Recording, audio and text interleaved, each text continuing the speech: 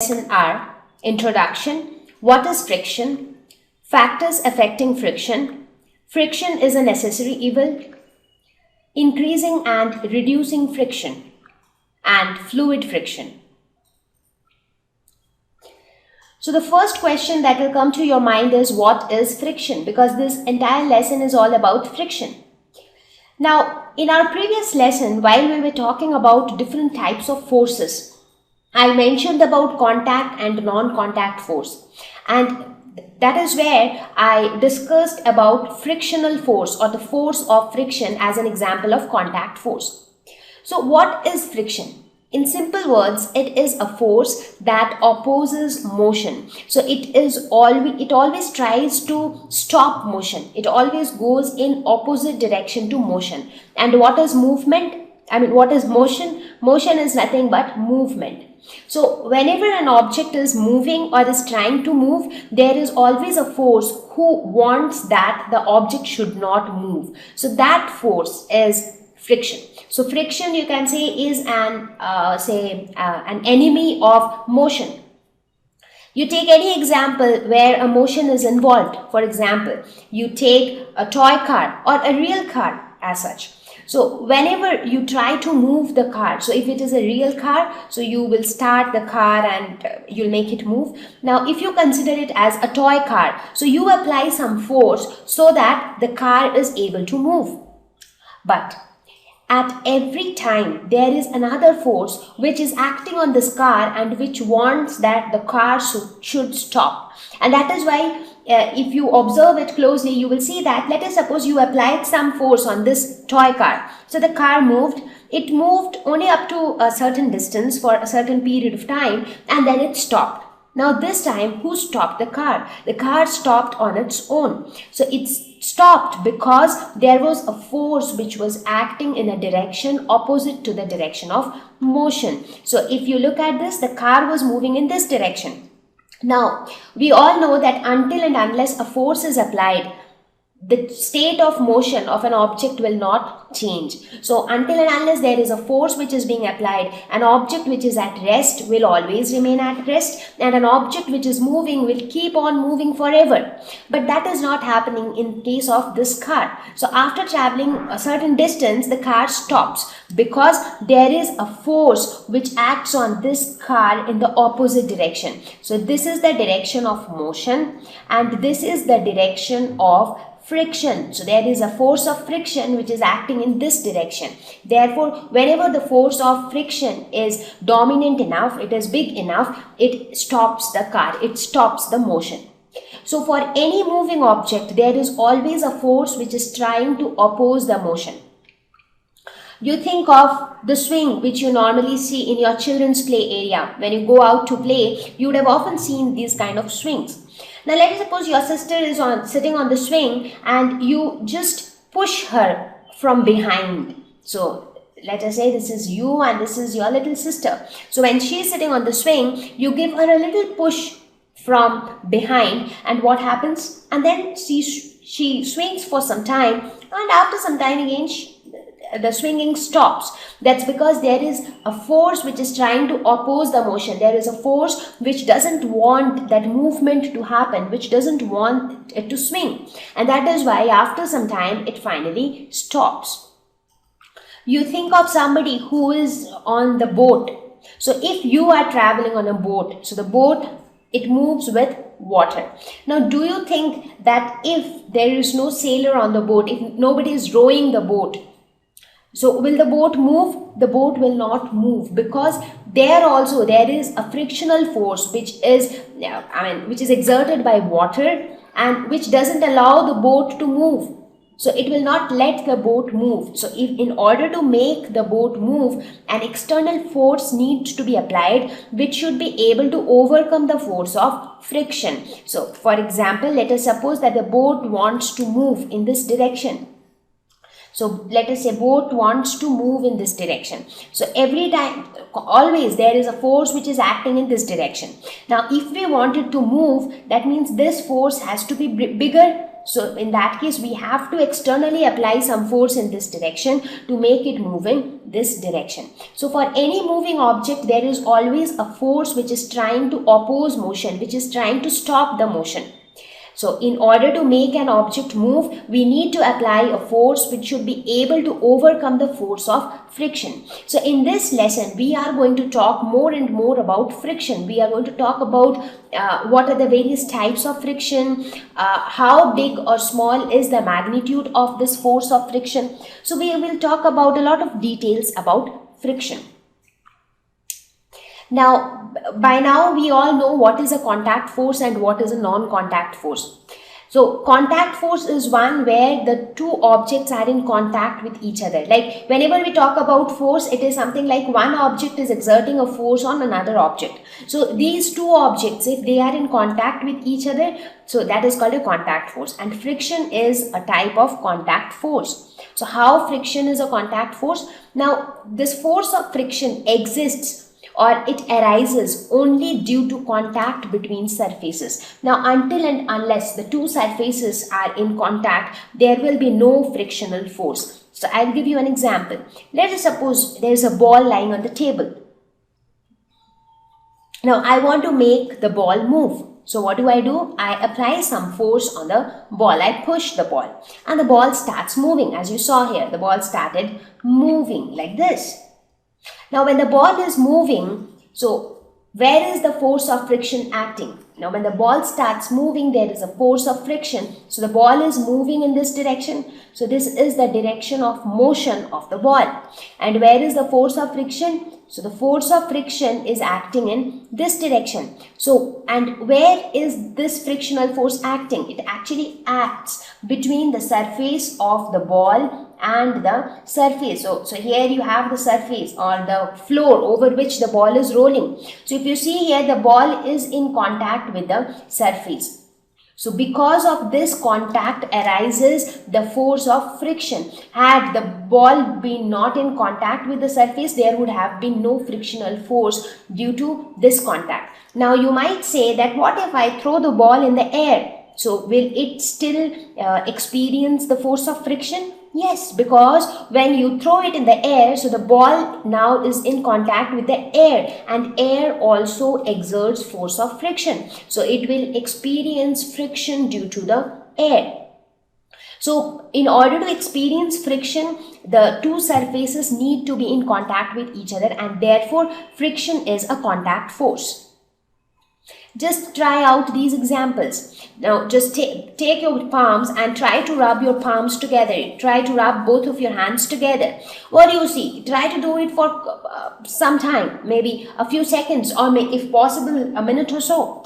You will tend to feel that your hands become warm. And why do they become warm? Because when you rub them against each other, it is the frictional force is acting because the two surfaces, your two palms are in contact. So the force of friction comes into picture, and friction produces heat, and due to the production of heat, you could feel the warmth when you rub your hands against each other.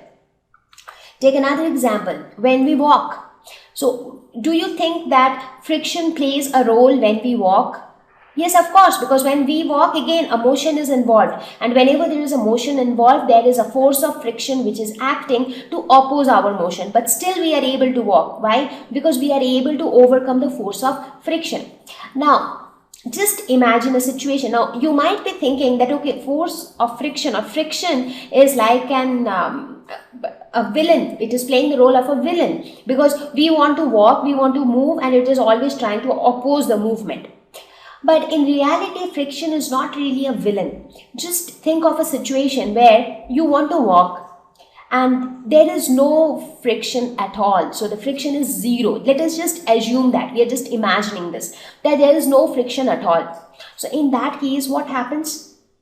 That would mean that the surface is too smooth. Now, if the surface becomes too smooth, what happens? We tend to slip. And that is why when by mistake you step on the skin of banana, what happens? You tend to fall down. That's because the banana peel or the skin is very slippery. So the friction is very less. So there is no force which is trying to oppose your motion.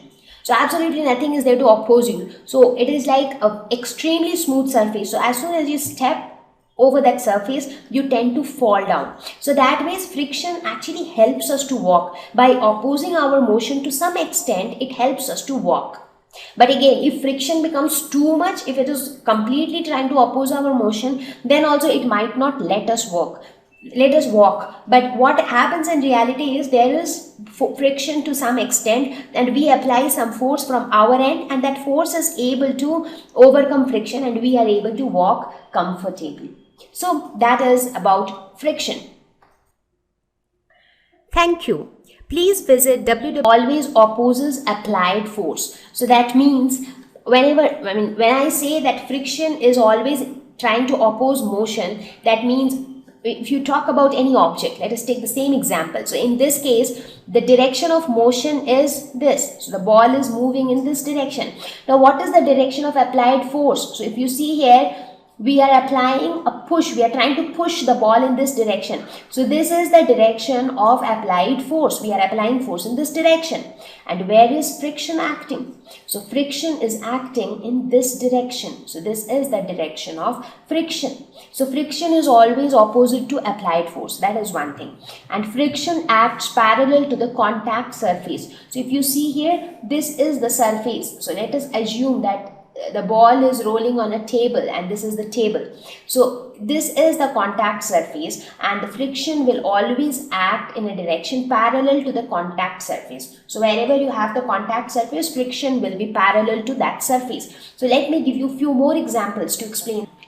So let us suppose that instead of a horizontal surface, you have a slanting surface like this. Let us suppose you have a slope like this, and you have an object here, and this object is sliding in this direction. So it is falling down the slope. So the object is moving in this direction. So what will be the direction of force of friction? So friction will be in the opposite direction of motion. That means this would be the direction of friction. Why this is the direction? Because one thing is friction will be opposite to applied force. Second thing is friction has to be parallel to contact surface, and this is the contact surface. So when this is your contact surface, parallel to this, it will be this direction, and it has to be opposite to that of the applied force. So this would be the direction of friction. Similarly, if you are considering a vertical surface like this, so let us suppose this is some wall or something, and you have an object which is sliding down here. Let us just assume that it is not a free fall. So in that case, since the object is moving in this direction, so the force of friction will be in this direction, and the force of friction will be parallel to the contact surface. So here you can see this is the contact surface. So this is how you can determine the direction of frictional force. So these are the 2 points which you have to remember, that it will always be in a direction opposite to the applied force, and secondly, it will always be parallel to the contact surface. So let us quickly look at few more examples illustrating the role of friction. Now, as I said just now, that if you consider a person who is running, maybe he could be a player, he could be an athlete, he could be somebody who is just jogging in the morning. So anybody who is running, do you think he or she would prefer a slippery surface? No, not really. They would prefer a rough surface, because when you have a rough surface, the friction is more, because the surface is rough. So the surface offers more frictional force, and therefore it becomes easier to run on a rough surface. So your tendency to fall down on a rough surface is lesser than the probability of falling down on a slippery surface. So here, if you look at this picture, it depicts a slippery surface. Now, if you really want to experiment it, I would not ask you to fall down, but what you can try is, maybe you just try walking on the floor at your home. So you will see that you're able to walk comfortably. Now what you do is, you pour some water on the floor, or you pour some oil on the floor, or some powder on the floor, and you will see that the floor tends to become more slippery. And then when you walk on the same floor, you feel like your feet will slip and you will fall down. So the chances of slipping increases when the friction is reduced. So in case of a slippery surface, the friction is less.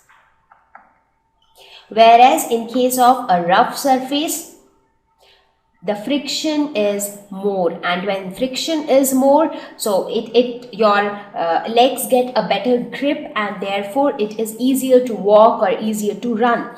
Similarly, when you consider your car, now it is completely under your control.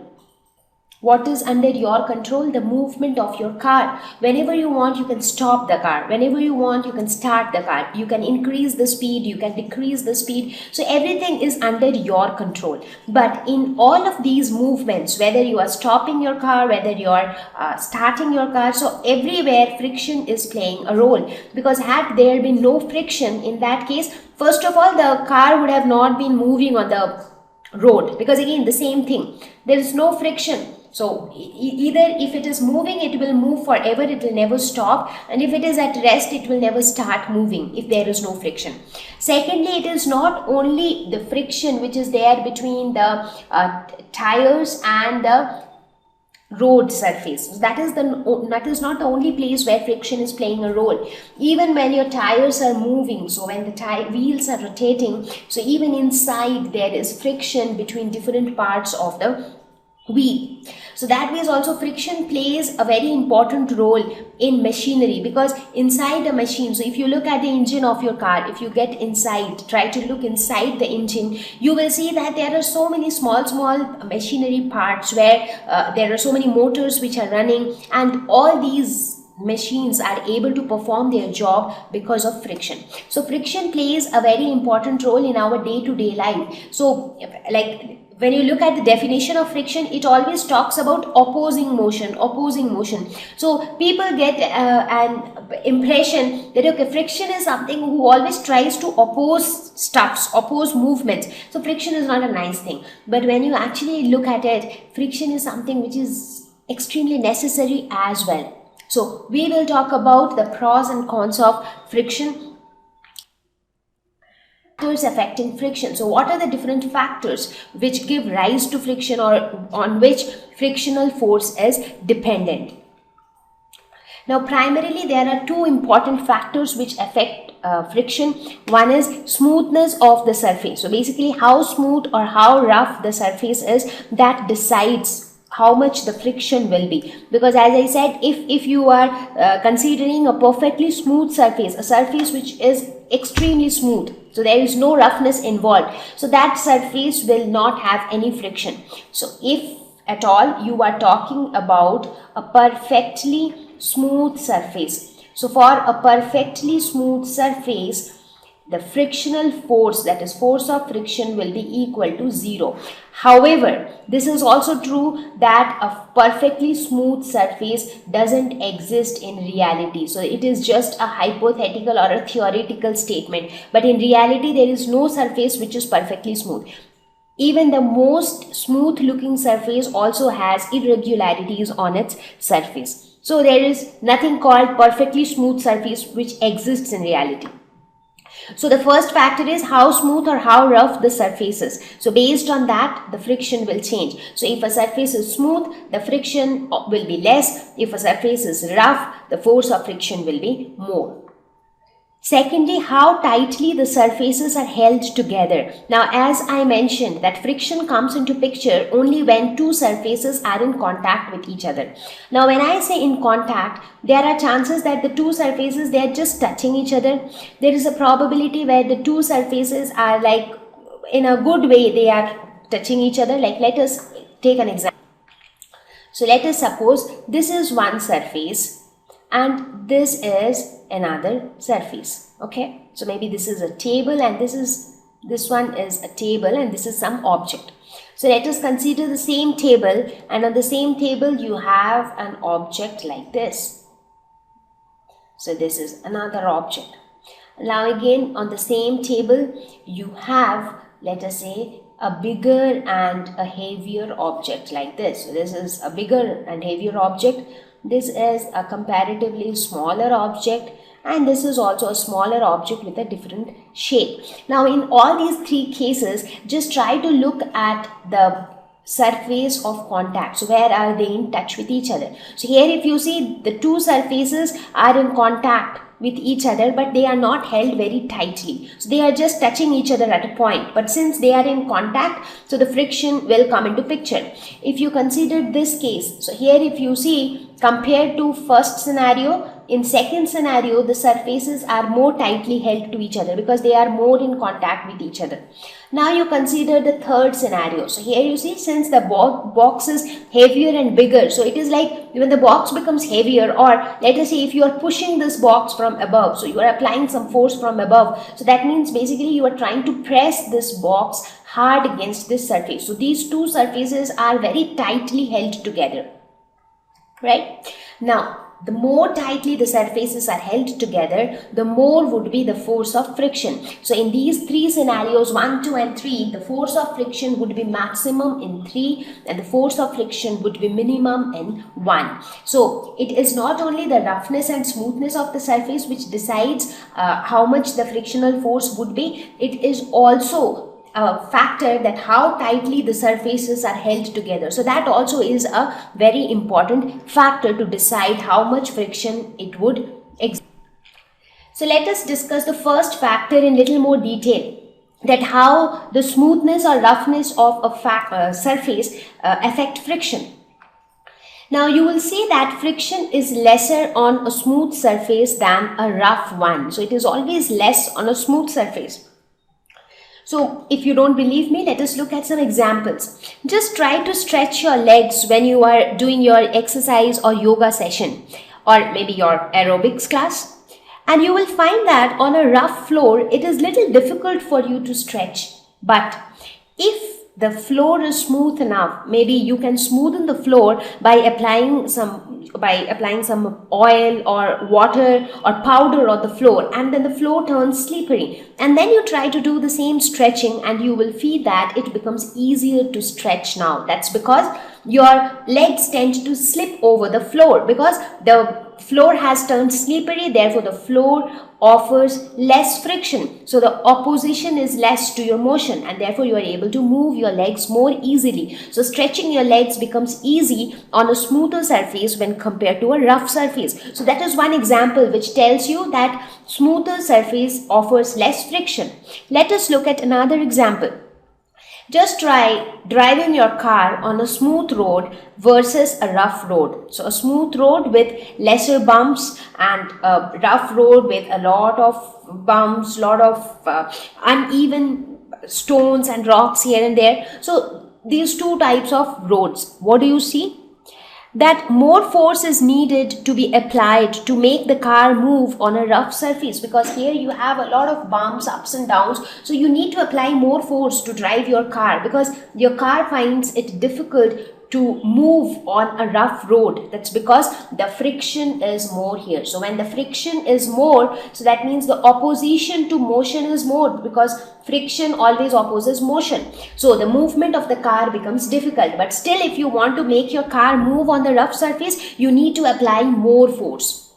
Now, on the contrary, when you consider the smooth surface, so here you see that your car moves absolutely perfect and it moves at a higher speed as well. So you just do not need to apply a lot of force to make your car move. That's because here the friction is less. Therefore, the applied force which is required is also less because opposition is less. So the movement just happens on its own. So you do not really need to apply some extra force to make your car move. So these examples show that if the surface is smooth, friction is less. If the surface is rough,